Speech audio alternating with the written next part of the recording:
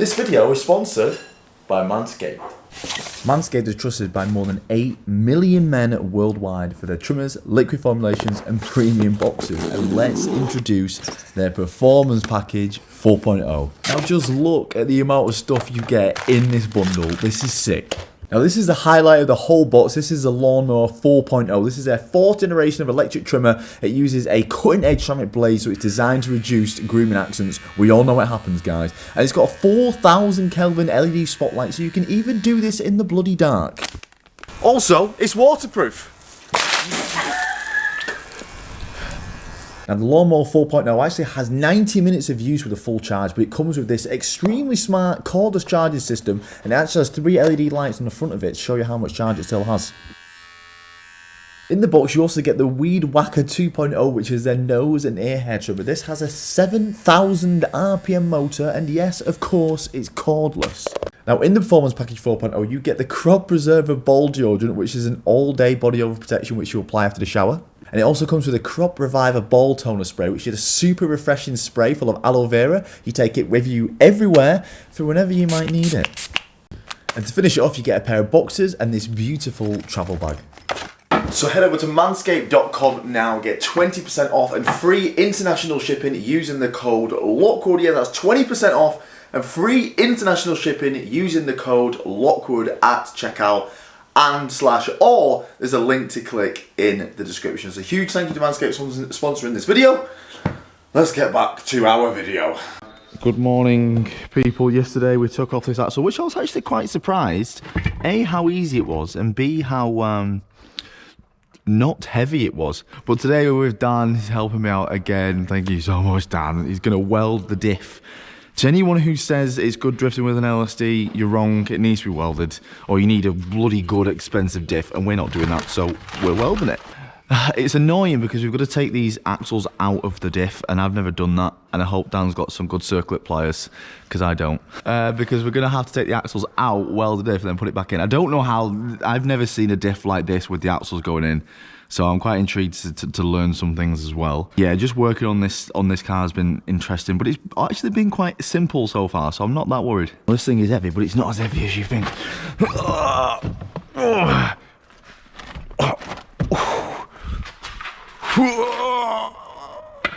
So we've got the axle here. It's so weird seeing the axle.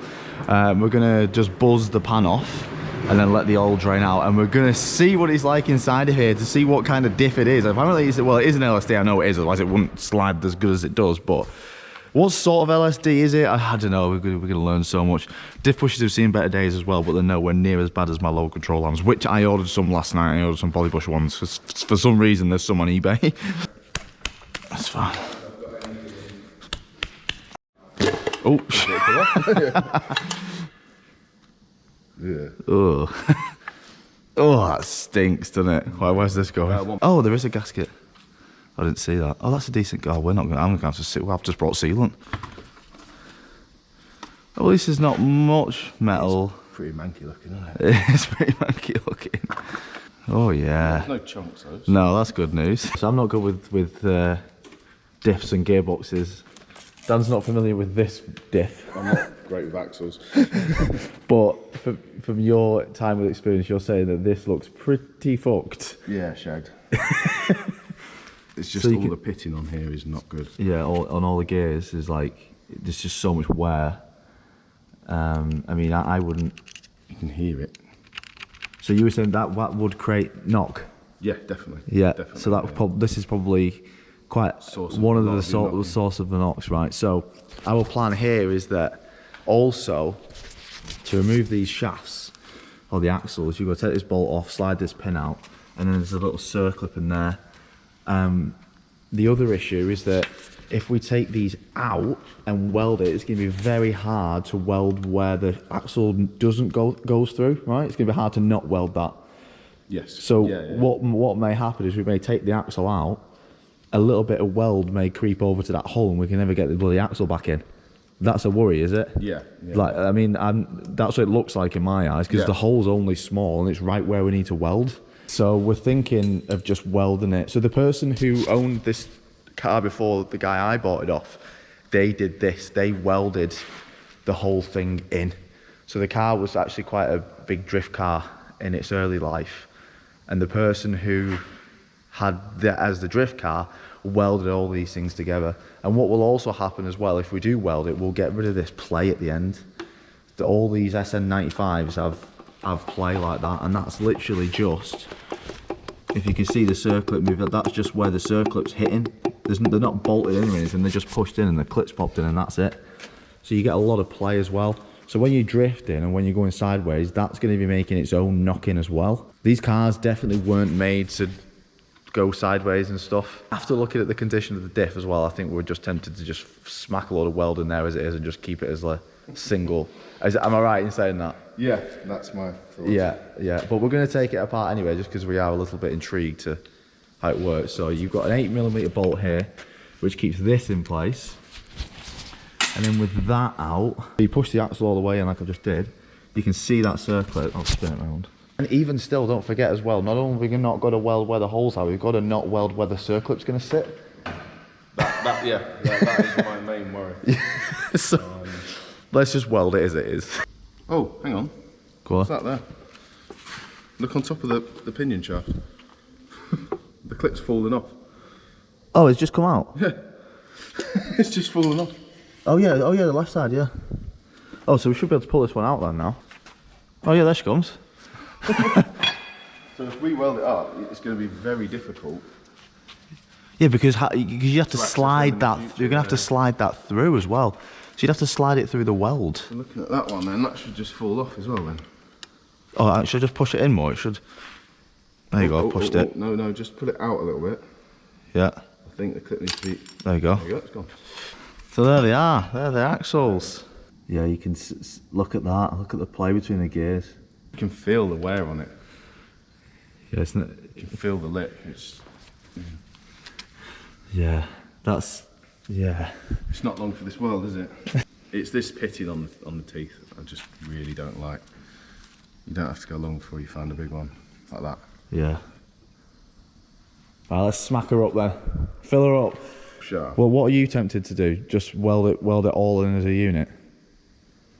It depends how easy it is to get parts, because once you've welded Not it easy, in, but it is what it is. if you snap an axle, the whole Yeah, unit's the scrapped. whole thing is, yeah. Do you think it would be strong enough just doing the gears? Because my 350, they're really hard to weld, and you can only weld the gears. You can't put plates in and shit. Yeah. And that was really strong. Yeah, try and weld the gears and keep Let's it, do that, and keep yeah. it serviceable. Yeah. Yeah. We can't get it clean. It's cleaner, so Sam's just going to heat it, and hopefully it kind of melts off the shit. Yeah, it'll sweat it out. We can't fully get it as properly clean as we want, but we're just going to send it and see how it comes out.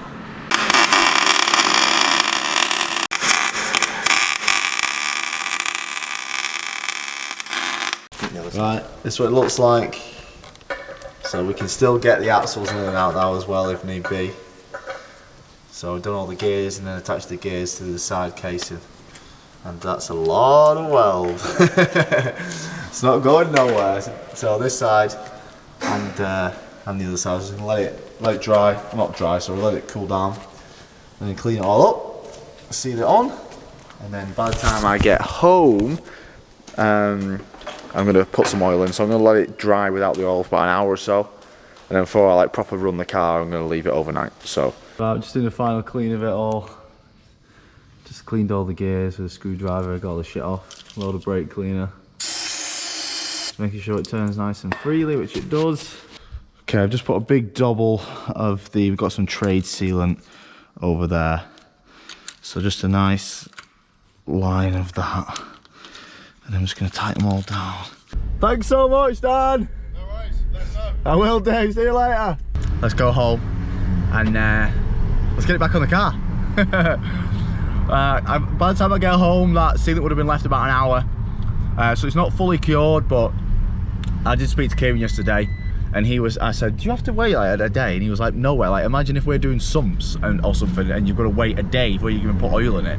So I'm gonna give it about an hour or so, just to start drying up the back, and then when we get home, we'll put some oil in it, and it should be dry enough or cured enough for it not to mix with the oil basically. So let's get back. I'm excited to get it back on. Put the oil in, get it back on the car.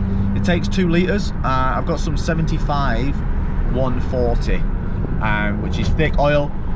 Apparently, if you have a been line for the LSDs in these cars, if you are running them hot, 75 to 140. So now it's welded, 75 140 weights, thick oil. It's gonna be nice and good. It's gonna keep it well lubed on drift days. Okay, I took the fill plug out of the diff and it had a little bit of metal on it. So what I'm gonna do is I've just cleaned that off. Luckily that's a magnetic one, so I've cleaned it off. This has been set in like an hour now, so it'd be good to put oil in. So what I've done is I've got some castor oil here. It's quite hard to find. Obviously when you Google what oil to put in, all the recommendations are people from America, and we have different oils for them mainly. So I've gone for a 75 130. This is for an LSD limited slips, but it's nice and thick oil and it's castrol and it's decent. It takes 2 quarts, which is just under 2 litres, so obviously I've got 2 litres. We're going to put in like 1.8 litres and then drop it down and take the filter out and make sure it's not leaking out. So I don't want to overfill it, but it should take probably just about 2 litres. Right, here we go. First litre going in. Let's try and make this smooth. Boom, well done. First litre going in. Hopefully the welded diff makes a difference to the car as well. I'm really excited to see what difference the welded diff makes. Because limited slip diffs are great, like if you're just doing roundabouts, but if you're transitioning or doing like aggressive initiations or whatever, then they're just not good. They're not consistent enough. And it's easier on the car as well, because when you've got a welded diff, you don't need to do as much to overcome the grip. So instead of just clutch kicking, you can literally just throttle down and it will just graciously slide out. Right, so I put like 1.8 litres in, and I've just put it on its back and it wasn't leaking out. So I've just gone ahead and put all the 2 litres in. That's what the manual said, or that's what the internet said. Right, so I'm not sure of the best way to do this, but I think we're going to try and get them in these arms first, because they were the hardest ones to come off.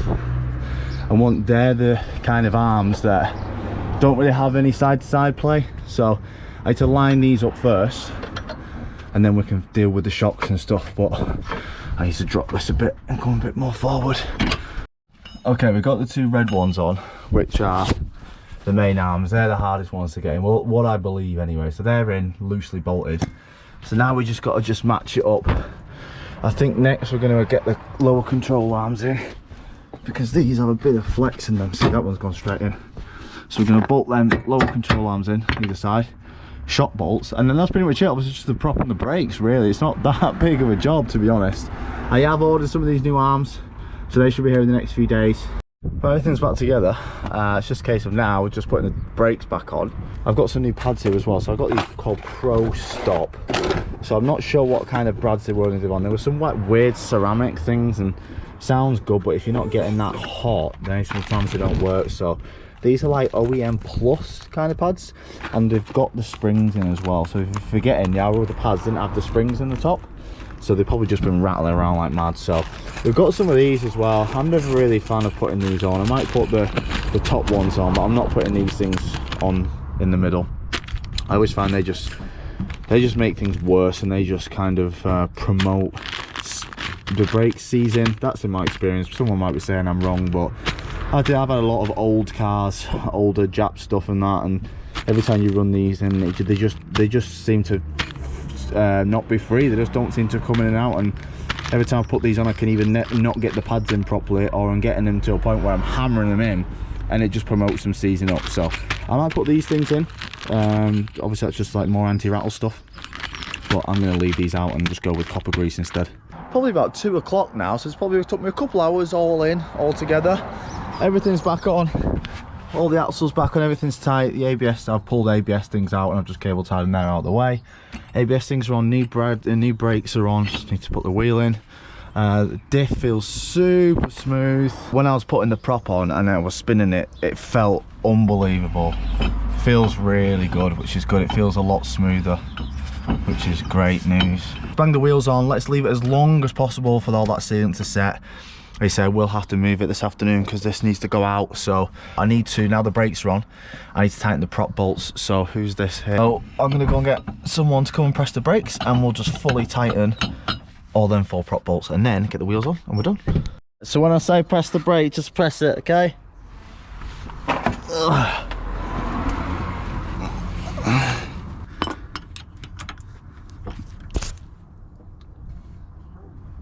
Okay, let go.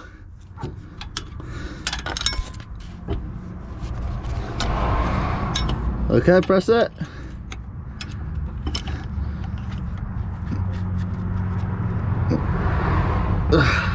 You've seen some scary jacking, guys.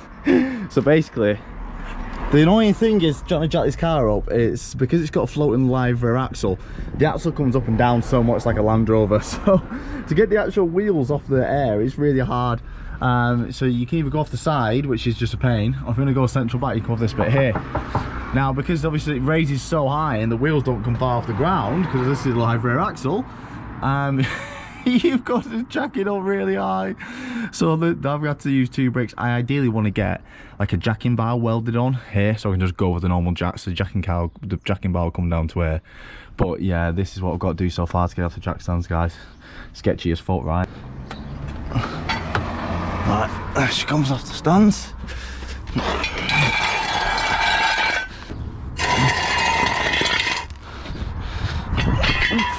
Oh no, these are gonna be ruined. No, my fuses.